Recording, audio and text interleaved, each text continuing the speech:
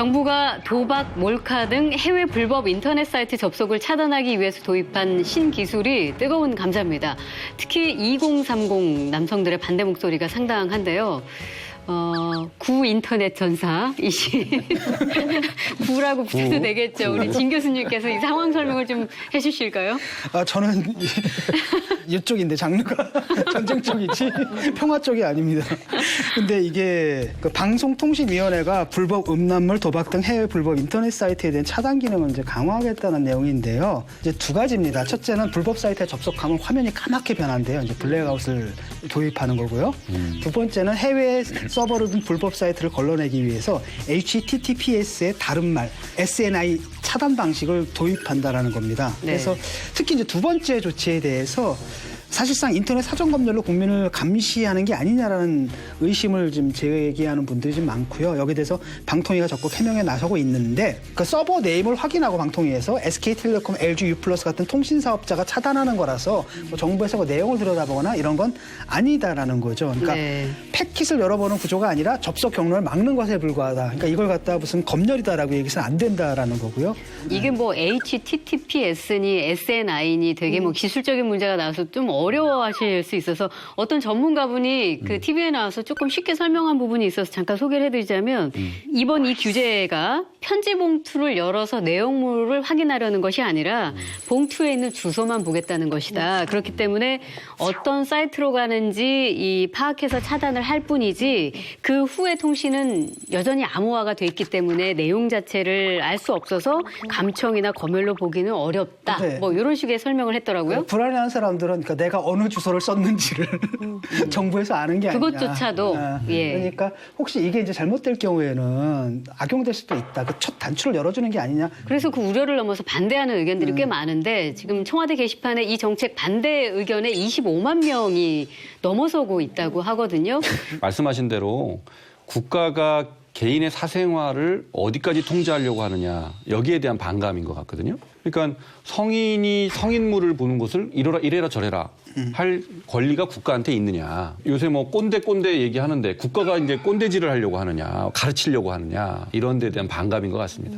근데 이제 애매모호한 게 뭐냐면 아니 이번 일이 아니다 하더라도 사실 계속 차단해 왔거든요. 사실 정부에서. 그렇잖아요. 못 이번에 보게 그게 이제 더 확장이 된 거라는 넓게 거죠. 차단이 되니까. 근데 사실 우리 사회에 여기에 대한 합의가 없는 게 어영부영하게 차단이 된 거거든요. 왜냐하면 자유민주주의 국가고 우리가 어떤 특정한 도덕, 예컨대 포르노가 옳으냐 나쁘냐에 대한 합의, 사회적 합의가 없는 거예요. 근데 이거는 그냥 정부에서 포르노 좀 나쁘다라고 얘기를 하고 아예 자체를 갖다가 하니까 사실은 포르노 사이트가 범죄에 악용되는 게 문제지.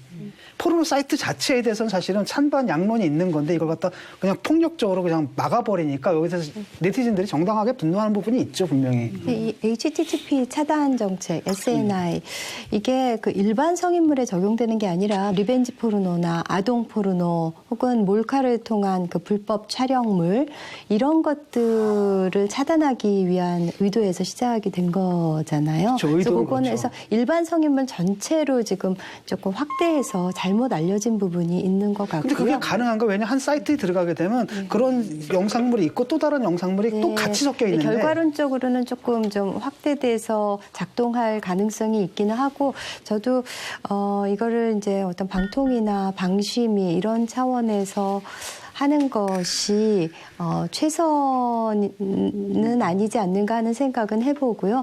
무엇보다도 이 공급자를 규제를 해야지 그것을 소비하고 있는 이용자를 규제하는 방식은 그리 최선은 아니라고 보여지긴 합니다. 저도 이제 황당한 게 뭐냐면 가끔 가다가 저는 이제 검열을 검열하는 게 아니라 검색을 하잖아요. 검열을 하세요? 누구를 검열하세요? 그러니까 검색을 하다가 검열을 당할 때가 있거든요. 검열의 DNA가 아주 딱 박혀있구만. 화가 나는 게 뭐냐면 이런 거예요. 제가 예컨대 미술사 공부하다가 누드 치잖아요. 그러면 성인 인증하래요. 이거 뭐냐라는 거지. 도대체 하셔야죠. 막 이래. 그러니까 모든 것들이 웬만해가지고 다 이렇게 막혀 있으니까 전혀 난 그런 의도가 없는데 갑자기 이게 탁 튀어나오면 화가 나더라고. 이게 뭐야 도대체 날 뭘로 보는 거야 이런 생각도 들고. 이런 것까지 차단해야 되나 하는 것들 중에 그 최근에 거론된 게 저거잖아요. 대북 감시 사이트. 물론 이제 그래서 이제 문제가 제기되니까 다시 이제 그 해제를 한 모양인데 저는 이 사안의 그 사실 본질은 신뢰와 불안감에 있는 거라고 생각해요. 신뢰라고 하는 것은 철학과 방침 그리고 정책에 대한 신뢰. 문재인 대통령께서 2012년에 이명박 정부 동안 우리나라는 인터넷 검열 국가라는 오명을 썼다. 중국의 인터넷 검열을 비판하던 한국이 지금은 동급이 됐다. 이명박 정부는 인터넷 이 세상에서만 보면 독재 정권이다. 그렇게 표현의 자유를 얘기하고 하셨던 분들이 거의 일방적으로 갑자기 이런 조치를 먼저 취하니까 일단 좀 의도가 뭘까? 한번 생각해 볼 수밖에 없다. 왜냐하면 저희가 또 과거부터 도청의 공포, 검열의 공포 이런 것들이 내재해 있었잖아요. 그리고 조지 오웰의 1984년에 나오는 빅브라더 사회 이거에 대한 불안감이라는 게 이런 인터넷 사회를 진입할수록 더욱더 심화될 수밖에 없는 거거든요. 그러니까 우선 본능적으로 전부 불안감과 불신감을 갖고 있잖아요. 근데 그러니까, 이명박 정권 때 그거는요, 그러니까 정치적 검열의 문제였잖아요. 예를 들어서 미네르바 같은 사람들 무리하게 기소해서 나중에 법정에 갔고 인터넷에 올린 글 때문에 이게 구속까지 됐었던 게 기억나시죠? 나중에 무죄 나왔단 말이죠. 그런 부분이라는 거죠. 그러니까 이 불법적인 건 막아야 되죠. 정부 공권력에 의해서 불법은 막아야 되지만 불법이 아니면 윤리적인 것이냐 아닌 것이냐는 그건 시민사회에서 걸러지게끔 하는 것이 그게 건강한 사회 아니에요? 근데 이제 이명박 정부 때 뭐 중국이랑 동급이 됐다 그랬는데 이제는 중국을 넘어서 이제 이슬람 국가처럼 그렇게 통제 사회로 가려고 하는 것이냐라는 불안감이 있는 거죠. 이런 논란이 이렇게 확산이 되니까 이효성 방통위원장이 새로운 방식을 도입하기에 앞서서 국민들과 소통이 부족했다라고 사과를 했습니다. 정책 결정 과정에서 국민이 공감할 수 있도록 소통하는 노력이 부족했습니다. 여러 가지로 송구합니다. 실제 전문가들 사이에서도 정부가 충분한 공론화 과정을 거치지 않아서 문제를 키웠다 이런 비판이 있기도 했었는데 역시 우리 박 의원님도 비슷하신 생각이신가요? 네, 리벤지 포르노나 몰카를 통한 동영상이라든지 이런 디지털 범죄와 관련될 수 있는 부분들을 좀 규제를 하려고 했었던 의도였는데 잘못 알려진 부분도 있고 또 시행하는 과정에서 조금 확대되는 경향도 있고 그런데 어쨌든 정책 공보도 충분히 하지 못한 것 같고 사회적인 공론화 과정이 충분히 이루어졌다고 보기가 어려운 측면도 있는 것 같고요. 네, 그래서 이건 좀 생각해봐야 되는데 문제는 이런 거라는 거예요. 예컨대 그 피해를 당한 여성들이 있단 말이죠. 그 여성들이 한둘이 아니에요. 굉장히 많습니다. 남자친구를 믿었는데 그놈이 올린 경우도 있고 그다음에 보복이라 그래가지고 올리는 경우도 있고 아니 물뽕 먹고 당했는데도 올린 경우도 있고 이란 말이죠.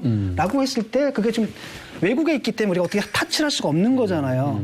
근데 실제로 그 피해는 계속 벌어지고 있는 거거든요. 성적인 생활을 즐기는 측면도 있지만은 그로 인해 가지고 피해를 보는 사람들의 고통이 더 크다고 판단했다고 봐요, 저는. 이제 그런 피해자를 보호해야 된다라는 그 취지를 반대할 사람이 누가 있겠어요. 그렇죠. 그런데 문제는 이렇게 해서 피해자 보호에 실효성 있는 대책이 될 수 있느냐라는 부분이에요. 오해를 불러일으키고 논란만 만들었지. 벌써 그 SNI 차단하는 그런 기술에 대해서 우회 경로를 만들었다 그러잖아요. 그러니까 정부가 뛰면요, 유저들은 날아가는 거거든요. 그러니까 이렇게 통제를 통해서 해결할 수 있을 것이다라는 생각, 그 접근법. 이것에 대한 비판이 또 굉장히 많아요. 그리고 그런 건 국제 공조를 좀 했으면 좋겠어요. 잘 안 되죠. 해외 서버가 있기 때문에 우리가 처벌이 어렵다 이렇게. 근데 이제 이거를 그러면 국제적인 공조를 통해서 이건 다른 나라도 다 있는 문제니까 이걸 어떻게 처벌할 수 있는 방법을 만들 것이냐. 국가는 그쪽을 고민을 하는 게 더 맞는 것 같아요. 네, 그런가 하면 여성가족부 또한 문화 검열 또는 간섭 논란에 휩싸였습니다. 여가부가 성평등 방송 프로그램 제작 안내서를 배포했다가 논란이 일자 일부 조항을 삭제하게 됐는데요. 왜 이런 혼란이 빚어졌을까요? 그 내용을 보면 말이죠. 비슷한 외모의 출연자가 과도한 비율로 출연하지 않도록 합니다. 이렇게 돼 있어요. 이렇게 이제 방송사에다 지침을 주려고 했었는데 네. 남녀 아이돌 가수를 지적을 하면서 이렇게 표현을 했는데 이 표현이 말이죠. 비슷한 외모의 출연자가 과도한 비율로 출연하지 않도록 한다. 이거 옛날에 아주 불건전 하면서 규제했던 이제 그런 거를 떠올리게 하죠. 장발 단속. 그렇죠. 그래서 이제 하태경 의원이 그 진선미 장관을 여자 전두환이냐 이렇게 비판을 하기도 했는데 근데 이제 내용을 보면요. 음악적 다양성뿐만 아니라 출연자들의 외모 또한 다양하지 못합니다. 이렇게 평가를 했어요. 그런데 글쎄요. 저는 여가부의 이 공무원들이 말이죠. 음악 시장에서 팬들에 의해서 선택되고 있는 그 아이돌들의 음악적 다양성이 부족하다. 이렇게 평가를 하고 또 외모도 다양하지 못하다. 이렇게 평가를 할 수 있는 권한이 있나요? 이 사람들이 무슨 전문가인가요? 아니, 이런 걸 보고 사람들이 여기에 대해서 동의를 못 하는 거죠? 미국의 바비 인형 있잖아요.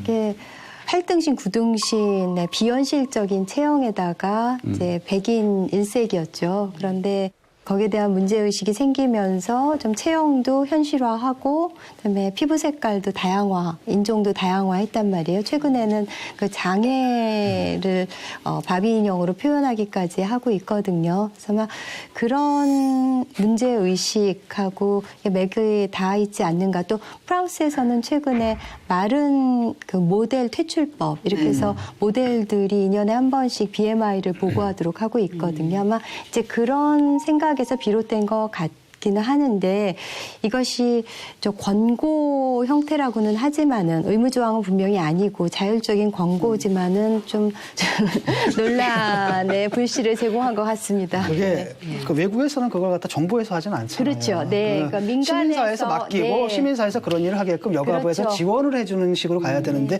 자기들이 나서서 이걸 만들고 그다음에 방송에서 나와가지고 남의 외모에 대해서 얘기하고 못생기고 이러는 것들이 외국에서 이거 엄청난 신뢰거든요. 그 명예훼손인데. 외모 품평하는. 이거 막 우리나라는 그냥 일상적으로 하잖아. 이런 문제가 있는 거 이런 것들을 지적하는 건 좋은데 구체적으로 뭐 모양이 똑같다 뭐 이거는 좀 있을 수 없는 거죠. 과거에 이를테면 여성을 성상품화한다 그래서 뭐 미스코리아 대회 뭐 중계방송하고 하는 거 반대해서 폐지하거나 했던 거는 뭐 저희도 공감할 만해요. 그러나 이거는 이 발상 자체가 이른바 양성평등이라고 얘기하는 그 의식의 과잉이 비전엔 전 참사라고 생각해요. 왜냐하면 그게 우리가 외국 사람들이 보면 동양 사람 다 비슷하게 생겼다 그러죠.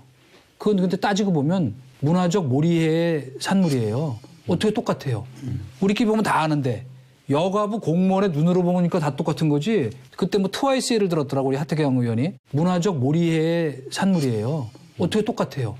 우리끼리 보면 다 아는데 여가부 공무원의 눈으로 보니까 다 똑같은 거지. 그때 뭐 트와이스 예를 들었더라고 우리 하태경 의원이. 진짜 다 다르고 개성도 다르고 매우 다양하거든요. 그거를 그렇게 이제 획일적으로 규정했다는 자체가 개념적으로 좀 과장해서 얘기하면요. 우리 사회에 내재해 있는 파시즘적 사고 체계를 반영한 거 아닌가 싶어서 좀 저도 한편 씁쓸해요. 예, 일단은 우리가 합의할 수 있는 게 있잖아요. 그러니까 외모 중심주의, 루키즘. 예를 들어서 어떤 사람을 능력보다 외모로 판단해서는 안 된다. 우리 합의할 수 있잖아요. 그렇죠? 두 번째가 남의 외모를 가지고 좋거니 나쁘니 품평하는 것 거. 자체가 명예훼손이고 인격 모독이다라는 거 합의할 수 있잖아요. 근데 이 구절 봐요. 음악방송 출연자들의 외모 획일성은 심각합니다. 이건 그 사람의 견해예요. 그럼요.